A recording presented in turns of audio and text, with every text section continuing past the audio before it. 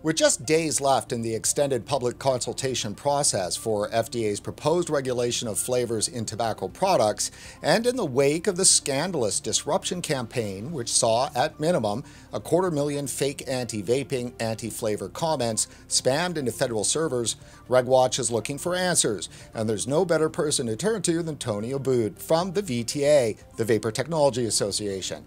Hi, Tony. Thanks for coming on RegWatch. Hi, Brent. Thank you for having me. You bet. So right off the bat, please tell our viewers about VTA and what you've been doing on the flavor file. So the Vapor Technology Association is a national trade association for the vapor industry.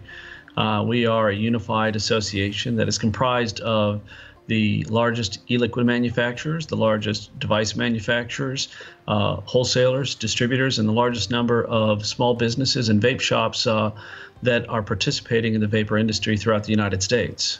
We have been taking this flavor fight very seriously. As you know, the FDA, and you just alluded to it, had issued their comment request for the advance notice of proposed rulemaking, something we knew was coming and something that we were getting prepared for in advance of when it came down a few months ago. So describe for our viewers what was in that advance notice of proposed rulemaking. Is this, was it an outright ban? Is it a restriction? Like, what's the nature of it? Yeah, so an advance notice of proposed rulemaking is the preliminary step to any proposed rulemaking, hence the words advanced notice.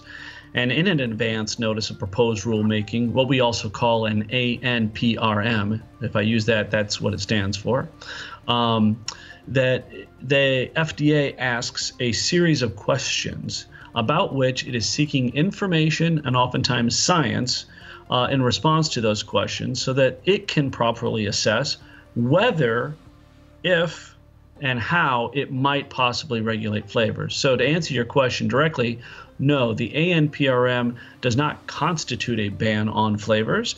It simply asks questions of industry as to what FDA should be considering if it decides to regulate flavors. So a ban, though, is a real concern, is it not? Yeah, of course. I think with our industry, flavors are so central and so important to our mission of ending cigarette smoking that we must take all steps to defend those flavors. And in this case, when FDA is talking about an ANPRM, we have to understand what it is and what it is not, but not take it for granted and take it very seriously because, yes, ultimately, it could turn into that type of ban. Now, at RegWatch, of course, we've certainly put the, well, I wouldn't say fear of God in people because of potential, disasters that could happen, but the realities of a ban, I think, are quite real. And I know that even VTA, you put it out there and said that you'll lay out your fight to save flavors. This was one of your recent emails back in June. So the fight to save flavors and the plan. So what is a plan to save flavors? So the first step is really confronting the federal government right where they are at right now and taking seriously this ANPRM, because even though it is not a proposed rule, we have an opportunity to get in at the early stages and help orient the FDA's thinking on this particular rule that it might be considering. So the first thing that we did is we said, we know that we're going to need additional time. So our council initially, on the first day that it came out, requested an extension of time. That extension was eventually granted. We received an additional 30 days. But knowing that originally we only had 90 days, we got to work right away because we were prepared. We engaged a consulting firm to examine, and this is the first time this has been done for the vapor industry, but we took it upon ourselves to take on the burden of examining all of the peer-reviewed research that exists on flavors and vapor. And as part of that analysis, which is, again, the first time that it's been done for the industry, we then are taking the distillation of all of those studies, north of 200 studies that are peer-reviewed, and incorporating it into professionally drafted comments by our regulatory council. Because there's only days left on the public consultation side, and we'll deal with the spam get some feedback from you on that in a minute. But right now, obviously, the public consultation process is extremely important in the regulatory process. So in terms of everything that's going on, is it a coordinated effort, or is there a mishmash between groups and that kind of thing? Give us a scope of the whole effort the industry has been putting out there to try to, quote unquote, save flavors. So one of the things, Brent, that was keeping me awake at night was the fact that I kept hearing Commissioner Gottlieb talk about anecdotes. He talks about the importance of hearing the stories from smokers about how vapor has helped them quit smoking. And he refers to them repeatedly as anecdotes, not in a negative way, but as to describe the fact that they are in fact stories, and that what FDA is looking for is real science. That's the reason we commissioned the studies or the examination of all of the peer-reviewed research, because that is what FDA is looking for. Tell us what the current science says about this particular issue and apply it to the questions that we are asking. So that endeavor we obviously undertook right away. Then as a separate and sidetrack, or along with that, went the consumer campaign that we developed along with CASA. And that's a campaign that we've called I Am Not an Anecdote. And here's the idea. It's very simple. I was struggling with this concept of when is an anecdote not an anecdote, right? When is a potential hearsay or a kind of story something more meaningful? And it struck me, as being a litigator, that I would, if I were going to submit that testimony in court, I would use the form of a declaration. A declaration is a personal statement that an adult gives under the penalties of perjury. And so what we did is we talked to counsel, and then we examined what we could possibly ask in these in the form of a declaration that would be easy for consumers and smokers to answer. And we put that together in this campaign tool, which is very, like I said, easy to use and gets to the core issues. What kind of experiences did you have with quitting smoking? What kind of failed attempts did you have? How long did you smoke? How much did you smoke? When did you start using flavored vape? What are the categories of flavors you've used? And more importantly, what's your favorite flavor, right? What's your favorite flavor category? And have you been successful? And then the last question is extremely important. And in describing their quit attempts and whether they were successful or not with and without, excuse me, flavored vapor, we asked them what would happen if the FDA limited or banned flavors. And I think those answers in the form of testimonials will be dramatic. And that is one way that we can take these quote unquote anecdotes and turn them into sworn testimony on behalf of thousands of Americans. Literally, there could just be a day or two left here, not knowing exactly when we're releasing this, but our viewers will know. The date is July 19th. At what time Correct. On the 19th is it all over? I think it's open until midnight. But if I was anybody, depending upon what time zone you're in, I'd try to get all your comments in by the close of business. Go ahead and say what the URL is, please. Go ahead. Oh, okay. Well, it's actnow.io/saveflavors. Perfect. So if you're watching this and it's still July 19th, 2018, you should be running to that URL and get your comments in if you haven't put your comments in yet. Yeah, or again, you can go to our website, and there's a link right there on the front page at vaportechnology.org. Let's talk about the spamming, because it was at minimum a $250,000. And Tony, I can tell you, for the 2 weeks that we were researching this story, I was on the phone a lot with dockets management and waiting, and could hear the pain, feel the pain that they were going through from this event. When in our script, when we say that they say it was extraordinary and unprecedented, it was extraordinary and unprecedented. Well, I mean, yeah. When did you learn about that event, and kind of what was your first reaction? Well, we had heard about that event a few weeks ago, and I think that the initial thought was not surprised, right? I mean, I think that the anti-groups are so off the reservation when it comes to dealing with the importance of flavors and dealing with the importance of vapor, that it doesn't surprise me one bit, right? They're going to stop at nothing to undermine the system. I think that the unintended consequences from their perspective is now you have FDA really skeptically looking at a whole host of quote unquote comments that they can tell are just prefabricated. And that's the functional difference between the campaign that we have helped to launch and what they've done. Automated bots with anonymous testimony saying scripted things about flavors that are seemingly to come from individuals makes little sense when you compare it to real stories from real people that are sworn declarations that are submitted to FDA, each one with personalized facts. And I think that it's going to, when FDA examines, for example, the differences between the types of submissions that are made through the I'm Not an Anecdote campaign and the bulk Autobot submissions from the other ones, it's also going to, I think, weigh more heavily in their decision-making process. I think they have to look at what real people are saying and not what bots are saying. We know there's hundreds of thousands or more comments that are in the system that the FDA right now does not know what they are. Right.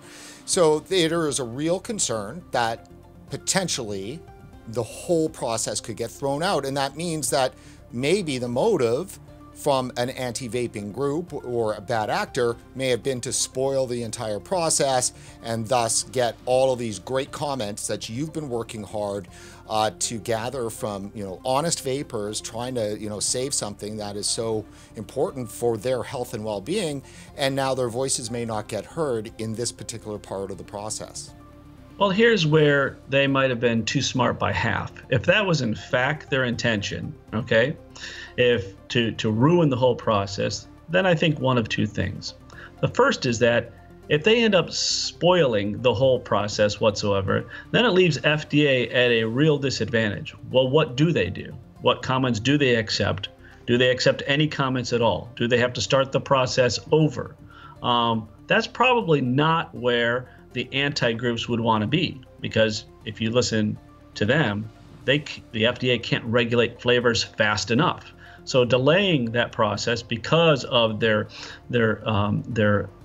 unscrupulous acts may not be what they ultimately wanted to have happen.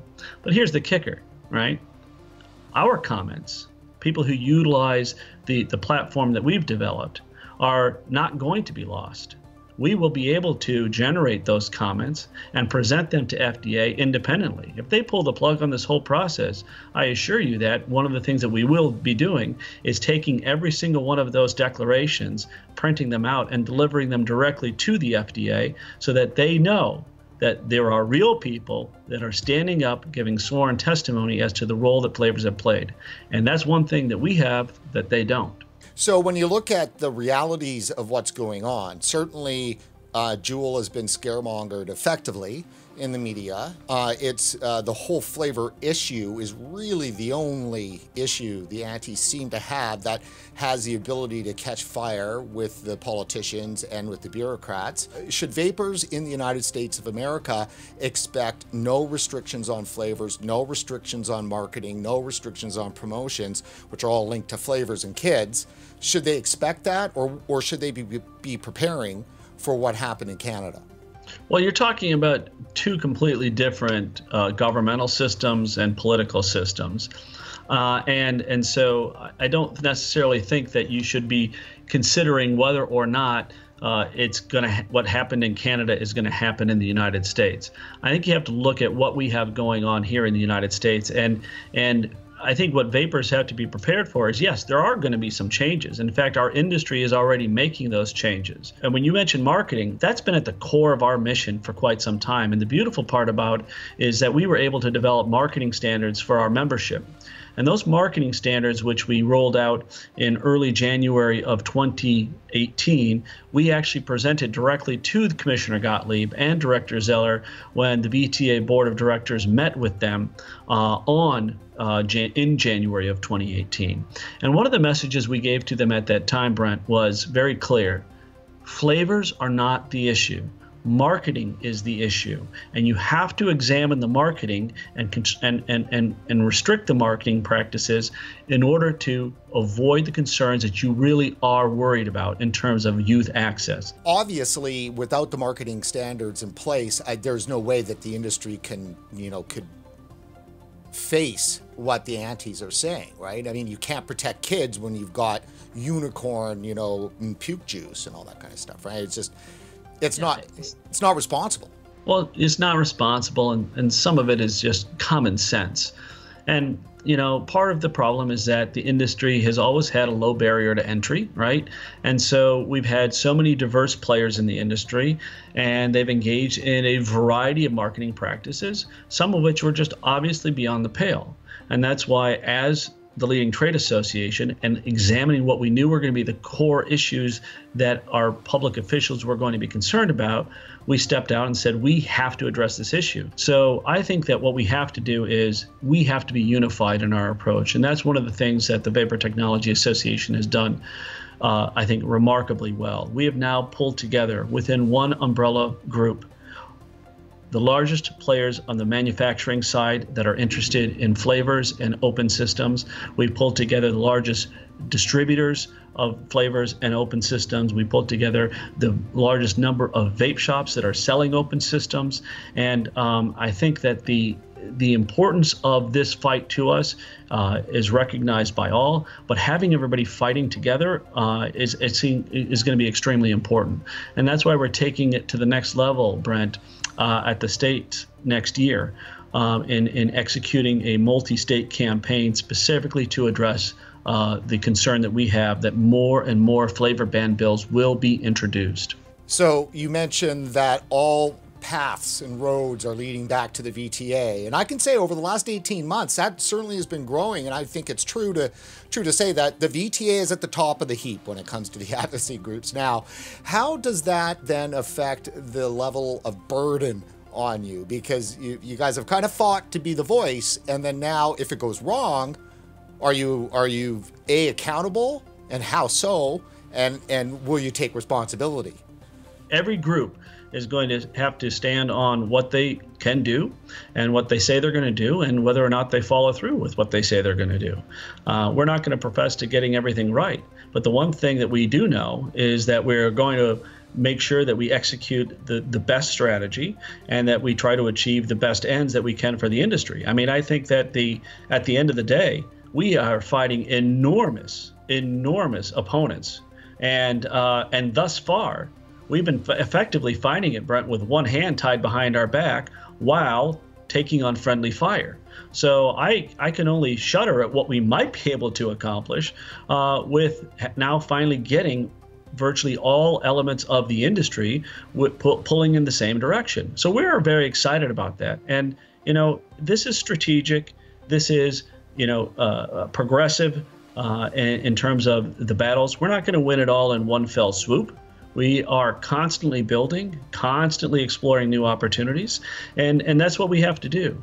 The fight is not going to go away. We're not going to win it this year. We're not going to win it next year. But what we are going to do is continue to build and continue to create new opportunities for the industry to grow and thrive. And the longer that we are able to do that, the stronger this industry becomes, the more permanent it becomes, the harder and harder it is going to be for any regulator at any level to take it away from us. So if there's no win next year or the year after, I mean, is the strategy just to hang on? Is that it? Oh gosh, no. I mean, it depends on what you define as a win. I mean, we clearly are going to be executing strategies that are directed towards moving this industry forward, getting relief, changing the way that FDA, for example, thinks about regulating vapor products, right? There are going to be wins along the way, but this is a battle that's ongoing, is what I'm trying to explain to people. This is a regulatory structure that's going to play itself out over the course of many years, and our opponents are going to fight us at every turn. Just putting a forceful note here on behalf of RegWatch viewers that have on numerous occasions voiced concern to us that if President Trump doesn't win again in 2020 and it goes back to the Democrats, like, that's it. It's over for Commissioner Gottlieb, and probably over for vaping. So there is kind of a deadline here that's not even 2022. There is a political deadline, so to speak, to some case, if Mr. Trump didn't win in 2020. Yeah, actually, yeah, you took one of the lines right out of my presentation from the conference. I mean, the notion that people might be thinking that we've got until 2022 and that's somehow meaningful is irrelevant. I've said from the very moment that that extension was granted that that is an extension that only gives us an opportunity to fix the regulations now, and that our goal is not to simply wait and hold on and see what happens in 2022. The fact of the matter is FDA is getting the message. They understand, because we've told them very clearly in our meetings with them, that they have a problem on their hands. Their big problem is that you can talk about innovation all day long and say that you're in favor of innovation in this space. But until they make some dramatic changes to their regulations, innovation is dead. The innovations that they're looking for right now are going overseas. They know that, and we made that abundantly clear to them. So the pressure we are putting on them is pressure that says, hey, we want to help you achieve your goals too. We can, but you're not letting us. So last question then for you, Tony. What can vapers out there in the U.S. do to really make a difference in the fight that VTA is leading with the feds? Well, I think the first thing, Brent, is again just to plug the I'm Not an Anecdote campaign. I think that if you can go to our website, click on that I'm Not an Anecdote link and tell your story. You know, we know, the commissioner has said so. He wants to hear those stories. But if you do that in a coordinated and directed way, it will be impactful. I think that's the most significant thing people can do after they watch this piece, especially, between now and July 19th.